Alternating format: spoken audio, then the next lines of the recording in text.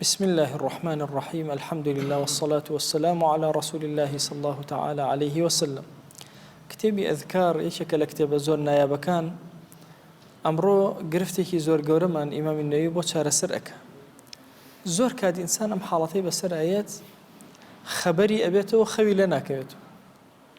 یان جاری وایە هەر خەوی لێ ناکەوێت، خەوی لێ ئاڵۆزە بێت، خەوی لێ تێکەچێ هەرچی ئەکا محاولە ئەکا ناخەوێتەوە. طبعا یەکێک لەو حاڵەتانەی کە من زۆر پرسیارم لێ کرێ ئەم مەسئلەیە، یا ئەڵێ خەوی ناخۆشە بینم، یا ئەڵێ خەوم لێ ناکەم، یا ئەڵێ زوو ڕائەسڵەکەم. ئایا عیلاجەکەی لە شەریعەتا بۆ ئەم مەسئلە؟ ئیمامی نەووی بابێکی تایبەتی هێناوە، ئەفەرمێ ئەگەر کەسێک قەلەق بوو لە جێگاکەیەوە خەوی لێ نەکەوت چی بکە؟ ئایا ذیکری تایبەتی خۆی هەیە چاک ببێ؟ یەکەم فەرمایش کە هێناوێتی لە زەیدی کوڕی ثابتەوە، أفرمت شو ما خزمت بيغمريان صلى الله عليه وآله وسلم شكوت إلى رسول الله أرقا أصابني.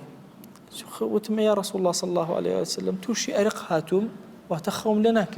حتى باني السهر ميا هرب خبرم. فقال قل فرموي بلى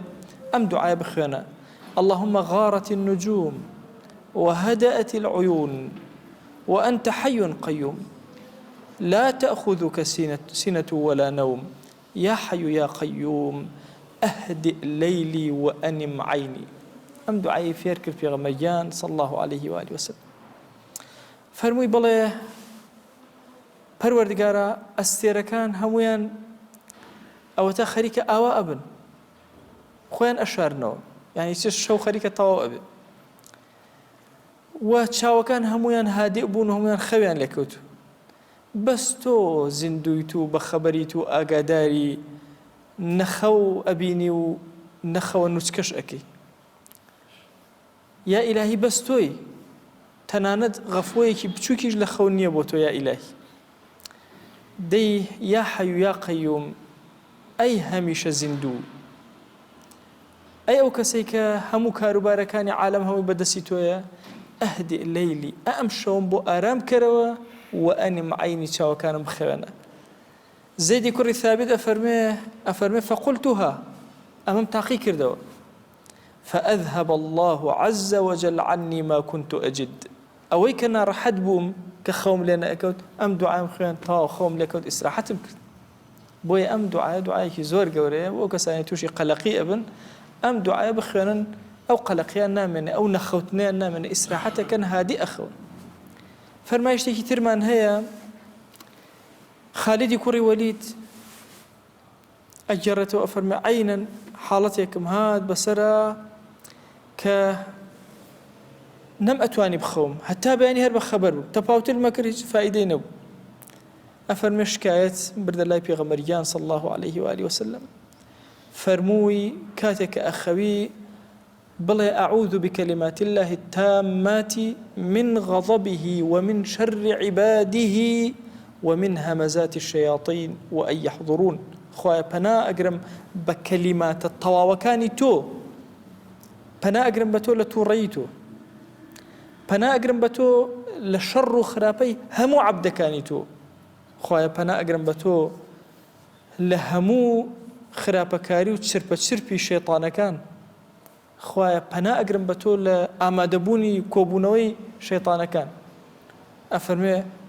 فێری کرد کە ئەم ذیکرە بخوێنێ، ئەم ذیکرە ژێکێکە لەو ذیکرانەی کە عینەن وەکو عەرزم کردن تەنەوع لە ئەذکارەکانە بۆ چێژوەرگنی زیاترە، خەوەکەت ئیسراحەتێک. ڕیوایەتی سێهەم کە ئیمام بۆمان ئەهێنێ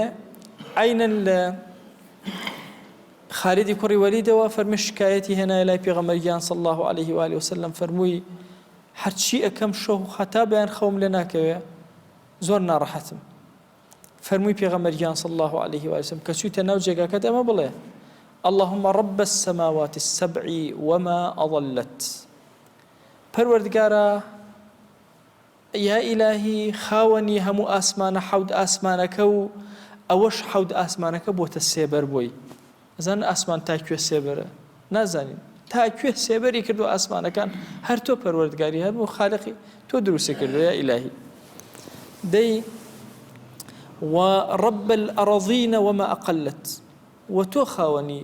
هەموو زەویەکانی و ئەوەش کە قورسایی زەوی هەڵی گرتووە خوا ئەزانە زەوی چی هەڵگرتووە چی لە ناخیایەتی چی لە ژێریایەتی ئەوە ئێستا تۆزێک نەوت و تۆزە غاز دۆزراوەتە خوا ئەزانە چ کەنزێکی تری هەیە چ قورساییەکی هەیە چ سەنگینێکی هەیە هەمووی هەندێک فەرمویانە وەما ئەقەلت یعنی ئای هاوار چەند ئینسانی هەڵگرتووە زەوی ئەزان چی هەڵگرتووە چی مردووی هەڵگرتووە هەموویان قبوڵەکە وەرەگرێ ئەبێت چەند لە ڕۆژی قیامەتە ئیمامی ئیبن کەثیر ئەگێڕێتەوە ڕیوایەتێک لە البداية والنهاية لەوێ ئەفەرمێ جاری وا هەیە قەبرێک 100 کەس پێکەوەتیایە نەدەرەوە یەک قەبر چکە بە درێژایی زەمان بۆ بەخانوو بۆتەوە قەبرسان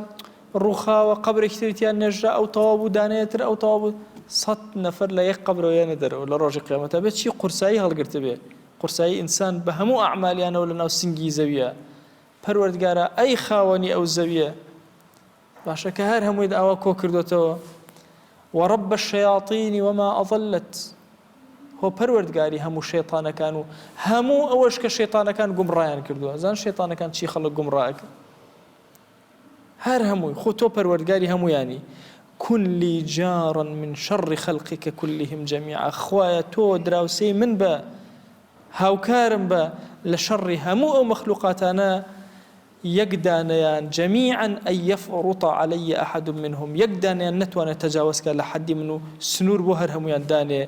وأن يبغي علي وهيج دانيك نتواني تجاوزك ومن بشكيني عز جارك بخوا پروردگار هست کس دراوسی تو بزور عزيزة وجل ثناؤك ثناي تو زور برزو بيروزا ولا إله غيرك هيج پروردگارو هيج إلهك نيبو پرستنشه إلا تو نبي لا إله إلا أنت هيج پرستراوك ني هيج إلا تو نبي بس تو يا إلهي أفرمي أم دعاء بخواني ئەو ئەرق و ناڕەحەتی و ئێش و ئازارەی نامن سێ فەرمایشتی بۆ هێناین ئیمام سێ ذیکری بۆ هێناین ئەم ذیکرانە کە ئینسان بیخوێنێ ئەو ناڕەحەتیی نەخەوتنەی نامێنێ ئەخەوێ ئیسراحەتەکە تەسەوور کە نیشێک لە نیعمەتە فرەفرە گەورەکانی ڕەب العالەمین بەسەر ئینسانەوە بریتە لە مەسەلەی خەوتن باشە ئەگەر خەوتن نەبێت تۆ چی ئەەکەی چەند مانوو ئەبێ ئەگەر خەوتن نەبێت هەموو جارێک کە ئەنەما تۆ دروست ئەبیتەوە کە ئەنەما ژیانێکی نوێ دەست پێ ئەەکەیتەوە ئیمامی غەزالیە فەرمێ ڕۆژت بکە بە 2 ڕۆژ لە ناوەڕاستی ڕۆژە تۆزێ بخەوە بۆی هەمان نەشاط و قووەتەوە دروست بێتەوە وەکو بەرەبەیان چۆن بەهێز لە دوای ئەو کەمە خەوەشەوە هەر بەهێز بۆیە کەسی ئیماندار لە خەوە کاتێککە ئەخوێ سوپاسی خوا ئەکا هەڵەسی هەر سواسی ڕەب العالەمینەکە خۆ ئەگەر خەو نەبێ ژیان ئەوەستێ هیچی پێ ناکرێ ماندوو شەکەت تەسەور کە ئەگەر خەو زۆری بۆ هێنای بە پێوە ئەخەوی بەخوا بە ڕۆیشتنەوە خەو لێکرد کە زۆری بۆ هێنای زۆری بۆ هێنای هەموو جارێ مناڵ بوون ئەیانوە ئەو شتە چییە هیچ پاڵەوانێک نێ ئیلا ئەیدا بە عەرزە تێمەش بیرمانە کردەوە خۆیان بە چ پاڵەوانێ بێ هەمویان با بە عەرزە دوایان و خەوە هەرچی پاڵەوانە یان خۆی پێ نایەوێت لە ئەخیرا تەقت لە بەردەم خەوە خۆی یا بە عەرزە دەی نیعمەتی گەورەی خەو جاری وایە خۆی گەورە لێتە سەرنێتەوە کە لێت وەرەگرێتەوە تەواو ئێ بەچی بگەڕێمەوە ئەو ئاستی خۆم و خەوەکەم بگەڕمەوە ئەوە ذیکری بۆ داناوی بەرنامەی بۆ داناوی ئەم ئاینە شیرینە ئەم ذیکرانە بخوێنە خەوەکانت یەنەوە ئاستی خۆیان خوای گیان داوا لێ ئەکەین بە ڕەحمەت و بەزەی خۆت لەسەر جەم گوناهەکانمان ببورە ئەم کەلیماتانە بکەرە چرایەکی ڕۆشن بۆ ژیانمان بۆ مردنمان بۆ ئاخرەتمان یا ربی خوای سەرفرازی بەدەم دیوانی خۆتمان کە عاقبەتمان پڕ خێر و بەرەکەت کە وصلى الله على سيدنا محمد وعلى آله وصحبه وسلم تسليما كثيرا أبدا إلى يوم الدين خواهي قولا لقناهي من الشيء وجبوري خواهي قولا لما قبولك